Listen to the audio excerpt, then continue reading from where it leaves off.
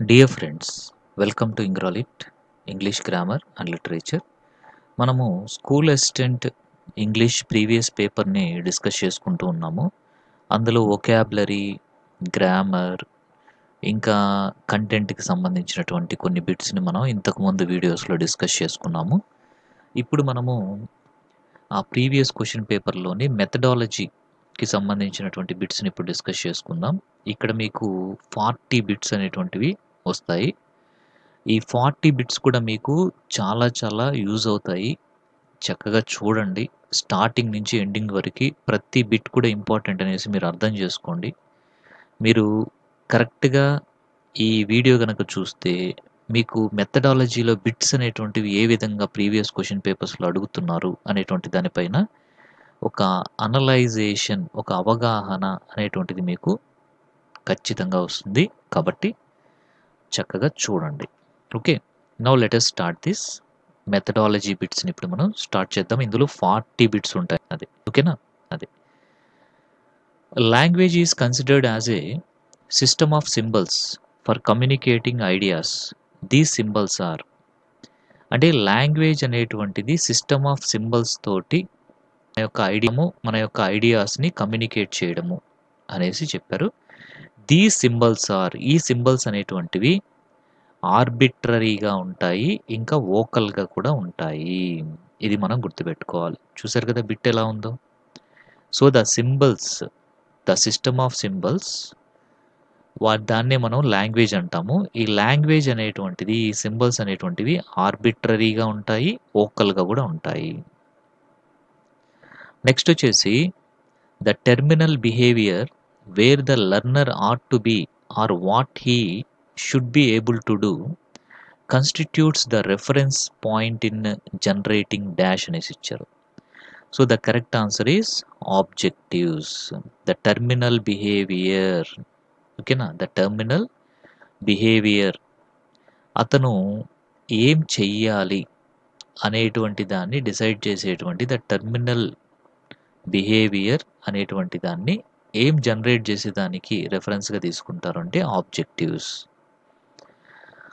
When your peoples want to pick up the important points and discard irrelevant information, what type of reading would you suggest? అంటే ఇక్కడ మీ students వచ్చేసి important పాయింట్స్ని pickup చేసుకొని irrelevant ఇన్ఫర్మేషన్ని వదిలేస్తూ ఉన్నారు. ఇలాంటప్పుడు మీరు ఏం సజెస్ట్ చేస్తారు? ఏ టైప్ ఆఫ్ రీడింగ్ని సజెస్ట్ చేస్తారు అంటే స్కిమ్మింగ్ అనేదాన్ని సజెస్ట్ చేస్తాము. నెక్స్ట్ వచ్చేసి who believed that Indian learners needed more of reading skills than oral skills. So ఎవరు ఎక్కువగా ఇండియన్ లెర్నర్స్కి రీడింగ్ స్కిల్స్ అనేటువంటివి అవసరము ఓరల్ స్కిల్స్ కంటే కూడా నమ్మింది ఎవరు అంటే మైకేల్ వెస్ట్ గారు. నెక్స్ట్ వచ్చేసి these are helpful for both teacher and learner. టీచర్కి లెర్నర్కి ఇద్దరికి ఉపయోగకరమైనటువంటివి. Both aspects of communication and production and reception become vibrant and absorbing when properly used teaching learning materials. TLMs అనేటువంటివి ప్రాపర్ కమ్యూనికేషన్స్కి, ప్రొడక్షన్కి, ఇంకా రిసెప్షన్కి, వీటన్నిటికీ కూడా టీచర్కి లెర్నర్కి ఇద్దరికి కూడా ఉపయోగపడతాయి. ఇంకా ఇక్కడ మనకి అసర్షన్ టైప్ ఇచ్చారు చూడండి. అసర్షన్ ఏ వచ్చేసి grammar is best learned when it grows from language in use rather than when it gets taught as a system of rules. అలాగే నెక్స్ట్ రీజన్ వచ్చేసి what must be seen as essential is adequate provision for meaningful use of language అనేసి ఇచ్చారు. దీనికి correct answer ఏంటంటే both A and R are true and R is the correct explanation of A. Next వచ్చేసి these principles are associated with one of the following. ఇక్కడ ఇచ్చినటువంటి principles అనేటువంటివి కింద ఇచ్చినటువంటి ఆప్షన్స్లో ఒకదాని గురించి. ఈ ప్రిన్సిపల్స్ ఏంటంటే adequate preparation, good review and introduction, smooth presentation, rich opportunities for people participation, good summary and closure. This is nothing but regarding lesson planning. ఇవన్నీ కూడా మనకి లెసన్ ప్లానింగ్లో ఉండాలన్నమాట. నెక్స్ట్ వచ్చేసి curriculum development can be perceived as. Curriculum development అనేటువంటి దాంట్లో design, implementation, evaluation, renewal అనేటువంటివి ఉండాలి. నెక్స్ట్ వచ్చేసి use of language through speech or writing using a variety of sentences making proper use of phonology, orthography and content comes under the objective expression. Next వచ్చేసి what do you call the words which begin with one vowel and end with another? Those are called vowel glides. Next వచ్చేసి the enhancement of language proficiency of the teacher was mainly asserted by NCFTE 2010. The next one of the objectives of teaching English is the receptive ability which requires understanding. What skills are considered receptive? ఏ స్కిల్స్ని మనం receptive skills అంటాము అంటే listening and reading స్కిల్స్ని. Next వచ్చేసి ఇక్కడ మనకి matching ఇచ్చారు. Part A, part B అనేసి ఇచ్చారు. వీటిల్ని మనం ఇప్పుడు మ్యాచ్ చేయాలి. Narrative writing, persuasive writing, expository writing, descriptive writing అని ఇచ్చారు. ఓకేనా? సో ఇక్కడ మనము match A with part B అనేసి ఇచ్చారు. ఇక్కడ మనకి ఇక్కడ ఏంటి అంటే B and A. So persuasive writing అనేటువంటి దానికి ఎగ్జాంపుల్గా మనం ఏం చెప్పుకోవచ్చు అంటే రైటింగ్ అడ్వర్టైజ్మెంట్స్ అండ్ బ్రోచర్స్ అనేది కరెక్ట్ అనమాట. ఓకేనా? అదే. ఇంకా మనకి నేరేటివ్ రైటింగ్ అంటే మనం ఏం చెప్పుకోవచ్చు చెప్పండి? ఏది సూట్ అవుతుంది నేరేటివ్ రైటింగ్కి? Writing about events, people, concepts, writing fiction. అంటే ఇది ఒక్కటి మాత్రం కరెక్ట్గా సూట్ అవుతుంది కాబట్టి దాన్ని మాత్రమే మనకి ఇక్కడ ఇవ్వడం జరిగిందనమాట. Yes, that we should remember. ఇది ఒక్కటి మాత్రమే కరెక్ట్గా ఉంది, మిగతావేవి కూడా దేనికి కూడా కరెక్ట్గా సూట్ కావట్లేదు. దట్స్ వై బీకి ఏ అనేది కరెక్ట్ అవుతుంది. ఓకేనా? నెక్స్ట్ వచ్చేసి it is not reteaching, it is highly specific and need based, it has more practice than theory, at the end the achievement is expected to be high, it should not interfere with new teaching. What are these statements associated with? ఇవన్నీ కూడా దేంతో associate అయి ఉన్నాయి అంటే remedial teaching తోటి associate అయినటువంటిది. ఇది reteaching కాదు. హై స్పెసిఫిక్ అండ్ నీడ్ బేస్డ్ని బట్టి ఉంటుంది. మోర్ ప్రాక్టీస్ ఉండాలి థియరీ కంటే. ఒక ఎండింగ్లో అచీవ్మెంట్ అనేటువంటిది హైగా ఉంటుంది. అలాగే న్యూ టీచింగ్ అనేటువంటిది ఇక్కడ ఉండదు. అదేంటి అంటే remedial teaching. According to V J Cook, materials produced without the obvious intent of teaching in class are authentic materials అంటారు. విజే కుక్ ప్రకారము మనము టీచింగ్ కోసము తయారు చేయబడినటువంటివి ఏంటి అంటే అథెంటిక్ మెటీరియల్స్. అది. Next assertion A, assertion reason ఇచ్చారు ఇక్కడ. Vocabulary can be of two categories, structural words and content words. The former are also called grammar or function words. ఇంకా most of these words are meaning bearing words అనేసి ఇచ్చారు. ఇక్కడ మనం గమనిస్తే ఏ అనేది correct, కానీ రీజన్ వచ్చేసి నాట్ కరెక్ట్ అనమాట. ఇది కరెక్ట్ ఎక్స్ప్లెనేషన్ని మనకి ఇవ్వడం లేదు. Next, in which stage of planning would you use interpretation and appreciation instead of practice and production?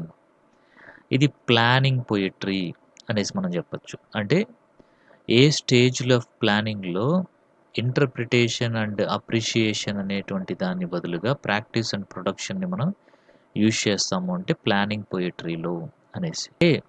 అంటే ప్రాక్టీస్ అండ్ ప్రొడక్షన్ కంటే కూడా ఇన్స్టెడ్ ఆఫ్ దిస్, వీటికంటే కూడా ఎక్కువగా అప్రిషియేషన్ అనేటువంటి దానికి ఎక్కువ మనం ఎక్కడ చోటిస్తాము? ఇంటర్ప్రిటేషన్కి ఇంకా అప్రిషియేషన్కి మనం దేంట్లో ఎక్కువ ఇంపార్టెన్స్ ఇస్తాము అంటే ప్లానింగ్ పోయట్రీలో. అలాగే next one, Klein designed 3 basic designs for curriculum. One of the following does not belong to the list, identify it అని ఇచ్చారు. అదేంటంటే సిలబస్ సెంటర్డ్ కరికులం. నెక్స్ట్ వచ్చేసి if there is stress mark on the first syllable of the word object, what part of the speech does it belong to. Object అనేటువంటి దాంట్లో first syllable పైన గనక stress mark ఉంటే that will be a noun అనమాట. అదే second syllable పైన ఉంటే verb అవుతుంది. Okay, next you see here a test designed to measure learners general abilities in language that are expected to know at a given level is called proficiency టెస్ట్లు అనేసి అంటారు వాటిని.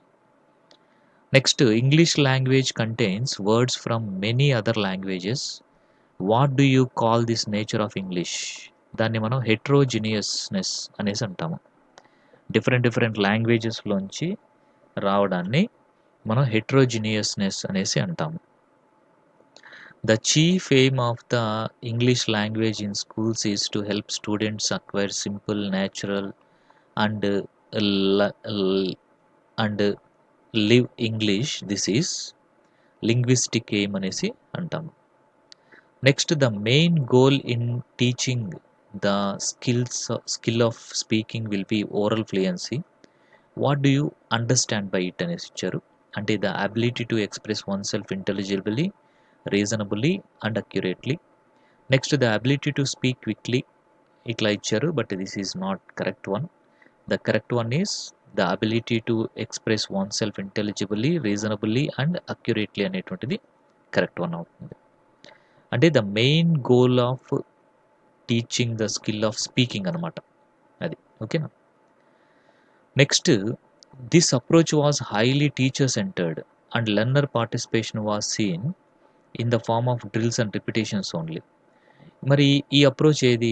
Structural approach అనమాట. Okay, ఇక్కడ ఎక్కువగా teacher సెంటర్డ్గా ఉంటుంది, ఎక్కువగా form అనేటువంటి దానికి ఇంపార్టెన్స్ ఇస్తూ డ్రిల్స్ అండ్ రిపిటేషన్స్ అనేటువంటివి ఉంటాయి, అవి structural approach. Next lexicologists call the companion of words of a word as collocates. అంటే కంపానియన్ వర్డ్స్ అనేసి దేని అంటారు అంటే కాలకేట్స్ని అంటారు. The most important element to be considered while using TLM in the class is relevance. TLM use చేసేటప్పుడు అది రిలవెంట్గా ఉండేలాగా చూసుకోవాలి. While planning a lesson, at what stage do the learner get exposure to the new language? The presentation స్టేజ్లో new language పైన exposure అనేటువంటిది ఎక్కువగా ఉంటుంది. According to Trivedi, it becomes a potent tool in the hands of the teacher to teach the skills of a language and more so for a foreign language. Identify the tool, that is textbook అనమాట. Next వచ్చేసి when the required activities, tasks by the tests are appropriate for the measurement and evaluation, what is this validity called? దాన్ని మనం operational validity అనేసి అంటాము. Measurement evaluation అనేటువంటి దాంట్లో కరెక్ట్గా అప్రోప్రియేట్గా ఉండేటువంటి దాన్ని మనం ఆపరేషన్ వ్యాలిడిటీ అనేసి అంటాం. From the given words identify the word which is voiced. ఇక్కడ ఇచ్చినటువంటి వర్డ్స్లో ఏది వాయిస్డ్ అంటే కింగ్. నెక్స్ట్ వచ్చేసి language learning is essentially a habit forming process, a process during which we acquire new habits. Who said so? ఈ విధంగా చెప్పింది ఎవరు అంటే హెచ్ఈ పామర్ గారు చెప్పారు. Habit forming process, language learning is essentially a habit forming process అని చెప్పింది H E Palmer. Next మనం చూస్తే ఏ teacher can be more successful in achieving the objectives of teaching only when she matches the needs of aspirations of the learners with the objectives. ఒక teacher ఎప్పుడు successful అవుతుంది అంటే ఎప్పుడైతే learners యొక్క అవసరాలని, ఆస్పిరేషన్స్ని తీర్చేటువంటి ఆబ్జెక్టివ్స్ని match అవుతుందో అప్పుడు. నెక్స్ట్ ఇక్కడ మనకి అసెషన్ టైప్ ఇచ్చారు. Assertion A and reason R. ముందుగా assertion, incidental learning of vocabulary in English language is not possible as in regional language. ఇంకా మనకి రీజన్ కింద the type of atmosphere and exposure may not be available to foreign language learners అనేసి ఇచ్చారు. దీనికి correct answer A and R both are true అనమాట. Next వచ్చేసి which method believes that exposure to natural language using everyday vocabulary and grammar is the best way to learn languages అనేసి ఇచ్చారు. అంటే exposure అనేది natural లాంగ్వేజ్లో everyday vocabulary grammar అనేటువంటిది use చేయడం జరుగుతుంది. అది ఎక్కడ ఉంటుంది అంటే డైరెక్ట్ మెథడ్లో ఉంటుందన్నమాట.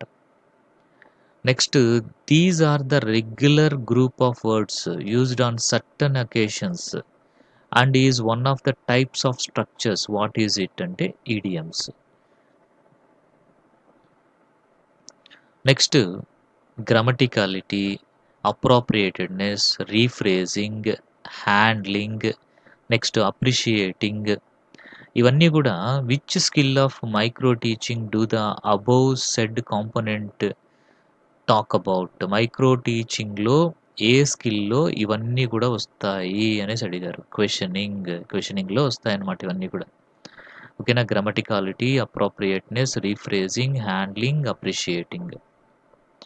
నెక్స్ట్ వచ్చేసి we need to slice the large chunk of learning into convenient smaller bits to facilitate both teaching as well as learning process. What do these small bits refer to? Syllabus. ఓకేనా, అది. Next వచ్చేసి it is a process of qualifying the characteristics of persons according to explicit procedures and rules. What is it? Test. The next one, out of 44 distinct phonemes, how many are monophthongs? Monophthongs are 12. Monophthongs are 12. Next ఇక్కడ match the following and identify the correct pair అనేసి ఇచ్చారు. అవేంటి అంటే morphology, ఇంకా syntax, semantics, phonology అనేసి ఇవ్వడం జరిగింది. ఇక్కడ ఇచ్చిన వాటిలో కరెక్ట్ పేర్ ఏంటి అంటే బి, సింటాక్స్కి వర్డ్ ఆర్డర్ అనేటువంటిది కరెక్ట్ పేరు అనమాట. బికి డి అనేటువంటిది కరెక్ట్గా ఇచ్చారు ఇక్కడ ఇచ్చినటువంటి ఆప్షన్స్లో. ఓకేనా, అది మనం గుర్తుపెట్టుకోవాలి. ఓకే, సో మీకైతే ఇక్కడ 40 బిట్స్ అనేటువంటివి మెథడాలజీలో ఇక్కడ నేను ఎక్స్ప్లెయిన్ చేయడం అనేటువంటిది జరిగింది. మీకు అందరికీ కూడా చాలా చాలా యూస్ఫుల్ అయ్యేటువంటి వీడియో ఇది. ఎందుకంటే we have discussed 40 important bits from the methodology. చూసారు కదా ఎంత డిఫికల్ట్ లెవెల్ అనేటువంటిది ఉంటుంది అనేటువంటిది మీకు ఈ పాటికి అర్థమై ఉంటుంది. కాబట్టి ఇలాంటి బిట్స్ని ప్రాక్టీస్ చేయడం వల్ల మీరు ఇంకా డిఫికల్ట్ లెవెల్ అనేటువంటి దాన్ని రీచ్ చేయడానికి మీకు ఉపయోగపడతాయి అన్నమాట. అది ఓకే, మీకైతే క్లియర్గా అర్థమైంది ఇది అనేసి అనుకుంటున్నాను. Thank you.